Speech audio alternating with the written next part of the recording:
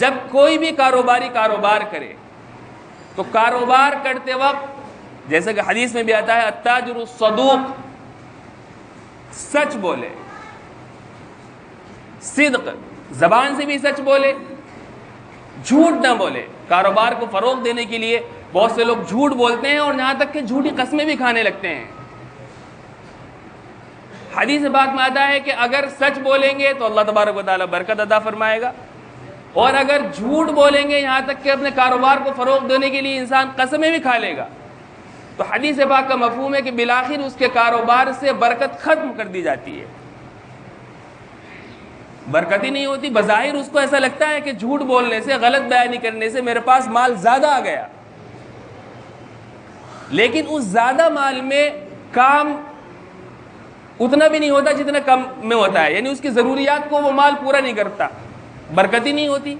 کماتے بہت ہیں، صبح سے شام تک لگے ہوئے ہیں، لیکن پھر بھی جب دیکھتے ہیں تو کمائی کم ہے اور ضروریات زیادہ نکل جاتی ہیں، یہ اسی کا مطلب ہے برکت نہیں ہوئی اس کے کام میں۔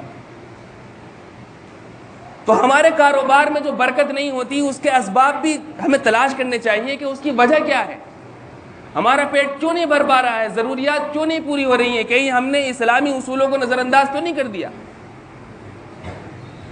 تو بہرحال سب سے پہلا اصول یہ ہے جو حدیث پاک میں آتا ہے الصدق، سچائی بول، بالکل سچائی اختیار کرنی چاہیے، زبان سے بھی سچ بولے۔ اگر کسی گراہک سے، کسی سے کوئی لین دین کا معاملہ ہے یا پارٹنر ہے، اس سے بھی سچ بولے۔ کوئی وعدہ کرے یہ بھی سچ میں ہی آئے گا، کوئی وعدہ کرے تو اس کو نبھائے، وعدہ خلافی نہ کرے، اس لیے کہ وعدہ خلافی کرنا یہ ایک ایمان والے کی شان ہو ہی نہیں سکتی، منافق کی علامت ہے وعدہ خلافی کرنا۔ اکثر کیا بہت سے لوگ جو تجارت کرتے ہیں اس بات میں بڑے کچے ہوتے ہیں، ذرا سے نفع کی خاطر جھوٹ بولنے لگتے ہیں کہ ہمارا مال نکل جائے کسی طریقے سے، وعدہ خلافی کرنے لگتے ہیں۔ یہ بھی غلط طریقہ ہے، اسلامی اصول کے خلاف ہے۔ سب سے پہلی بات یہ ہے کہ کاروبار میں سچ بولے۔ دوسری بات یہ ہے کہ کاروبار میں امانت داری اختیار کرے، حدیث میں بھی آتا ہے صادق الامین، امانت داری اختیار کرے، جو مال جیسا ہے اس کو ویسا ہی بتائے، اس کا عیب نہ چھپائے۔ بہت سے سوچتے ہیں کہ اگر ہم نے اس مال کی کمی بتا دی، اپنے اس جو وہ چیز بیچ رہا ہے اس کی کمی بتا دی، تو گویا یہ بکے گا نہیں یا کم قیمت میں بکے گا تو ہمارا نقصان ہو جائے گا۔ تو یہ رویہ بالکل مناسب نہیں ہے۔ امانت داری، اگر اس کام کے اندر آپ کی بیچی جانے والی چیز کے اندر، آپ کی مبیع کے اندر کوئی عیب ہے، سامنے والے کو اگر اس عیب کا پتہ چل گیا تو وہ لے گا نہیں اسے یا کم قیمت میں لے گا، تو آپ کو اس کی وضاحت کر دینی چاہیے کہ یہ والا سامان اس کے اندر یہ کمی ہے، دیکھ لیجئے آپ کے سامنے ہے، لینا چاہے لے لیجئے، نہ لینا چاہے نہ لیں، ہمارے پاس ہم اتنی قیمت میں اس کو دینا چاہتے ہیں۔ قیمت کے تعین کے لیے آپ مختار ہیں، شریعت نے اس کا پابند نہیں بنایا، بس اتنی زیادہ قیمت نہ ہو کہ لوگوں کو بہت زیادہ بھاری پڑنے لگے۔ مارکیٹ میں اتنی قیمت کسی چیز کی لگتی ہی نہیں ہے، جس کو غبن فاحش کہا جاتا ہے۔ دوسری صفت ہے امانت داری۔ تو امانت داری میں یہ ہے کہ کوئی بھی بالکل امانت خیانت نہ کرے، اس کا جو چیز بیچی جا رہی ہے اس کے عیب کو نہ چھپائے، بیان کرے سامنے والے سے۔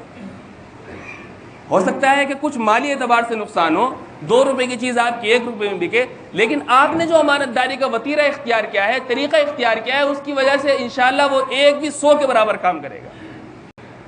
ہو سکتا ہے اس کے دل سے بد دعا نکل جائے، سامنے والے کو ضروری نہیں کوئی بہت دولت مند ہو، متمول ہو سکتا ہے غریب ہو، کسی طریقے سے اس نے وہ سامان خریدا ہو، بد دعا نکلے گی۔ اگر سامنے والے کی بد دعائیں لیں گے تو کیسے ترقی کریں گے کاروبار میں؟ تو امانت داری اور عیب کو بالکل نہ چھپانا، یہ بھی ایک اسلامی تاجر کا اصول ہونا چاہیے۔ من غش فلیس منا، جو بھی دھوکہ کرے اس کا ہمارے سے کوئی تعلق نہیں ہے، ہماری جماعت سے کوئی تعلق نہیں ہے۔ یعنی مسلمان کی شان نہیں ہے کہ وہ دھوکہ دے اپنے کاروبار کے لیے، صرف چند ٹکوں کے لیے، چند قیمت کے لیے، دنیا کی چند ضروریات پورا کرنے کے لیے، یہ ایک مسلمان کی شان نہیں ہے۔ اس لیے دوسرا اصول یہ بھی ہے، امانت داری ہو، جیسا مال ہو اس کو ویسا ہی بیان کیا جائے، غلط بیانی نہ کی جائے اس میں۔ اسی طریقے سے جب تاجر کاروبار کرے، اچھا وہ امانت داری میں اپنے پارٹنر کے ساتھ بھی امانت داری ہونی چاہیے، اگر کوئی شریک ہے مختلف ہے تو ان میں آپس میں بھی امانت داری کے ساتھ کام کرے. ایسا نہیں کہ اس سے جھوٹ بول رہا ہے یا اس سے غلط بیان کر رہا ہے دوسرے پارٹنر سے صرف اپنے مفاد کے لیے. اس لیے جب تک کاروبار میں ایک دوسرے کا اعتماد نہیں ہوگا تو کاروبار ترقی بھی نہیں کرے گا. اسی طریقے سے ایک اہم اصول یہ بھی ہے شریعت کا کہ کاروباری کو سامنے والے کے ساتھ اچھا سلوک کرنا چاہیے. گراہک آیا اس کے سخت سست نہ کہیں سامنے والے کو، بلکہ اچھے انداز میں نرم رویے کے ساتھ. آپ گراہک کو آ رہا ہے، کوئی خریدنا آ رہا ہے، اس سے بات کیجئے اور امانت داری کے ساتھ، دیانت داری کے ساتھ، دھوکہ دہی کے بغیر. اسی طریقے سے جب کوئی تاجر تجارت کرے تو وہ اپنے مال تجارت میں حرام کاروبار نہ کرے، نہ تو حرام چیز بیچے، خدا نخواستہ شرابی بیچنے لگے یا وہ چیزیں بیچنے لگے جو شریعت کی نگاہ میں مال ہی نہیں ہے. تو حرام کاروبار یعنی حرام چیز کا کاروبار نہ کرے. تو سچائی، امانت داری اور حسن خلق اور اسی طریقے سے حرام کاروبار سے بچنا. اور اہم بات ایک یہ بھی ہے، ہم کاروبار کریں، شریعت نہیں روکتی، لیکن اس کاروبار کے ساتھ اتنا مشغول ہو جانا کہ شرعی فرائض کے اندر کوتاہی ہونے لگے، یہ ہرگز مناسب نہیں ہے. صحابہ کرام کے بارے میں قرآن کریم میں آتا ہے رجال لا تلہیہم تجارۃ ولا بیع عن ذکر اللہ واقام الصلاۃ وایتاء الزکاۃ. یہ صحابی یہ ایسے لوگ ہیں کہ ان کو نہ تو اللہ کے ذکر سے، اللہ کی یاد سے نہ تجارت روکتی ہے، نہ نماز قائم کرنے سے نہیں روکتی. یعنی تجارت کیجئے، بڑے بڑے صحابی تاجر ہوئے ہیں، بزنس مین ہوئے ہیں، لیکن شرعی تقاضوں کی بنیاد پر اپنی اس تجارت سے وہ کبھی بھی سمجھوتہ نہیں کر سکتے تھے. آپ دکان میں کوئی کام کر رہے ہیں، اذان ہو گئی ہے، نماز کا وقت ہو گیا، بر وقت نماز پڑھیے. اگر روزہ کا وقت ہے تو روزہ رکھیے. مال جمع کر رہے ہیں، اللہ تبارک و تعالیٰ نے آپ کے کاروبار میں وسعت دے دی ہے، ترقی دے دی ہے، زکوٰۃ فرض ہے آپ کے اوپر، بر وقت صحیح حساب لگا کر زکوٰۃ ادا کیجئے. اگر آپ کے پاس کوئی سائل آئے بشرطے کہ پیشہ ور نہ ہو تو اس کی ضرورت بھی پوری کیجئے. کوئی تنگ دست ہے، اس کی ضرورت پوری کیجئے. اپنے اڑوس پڑوس والوں کا خیال رکھیے.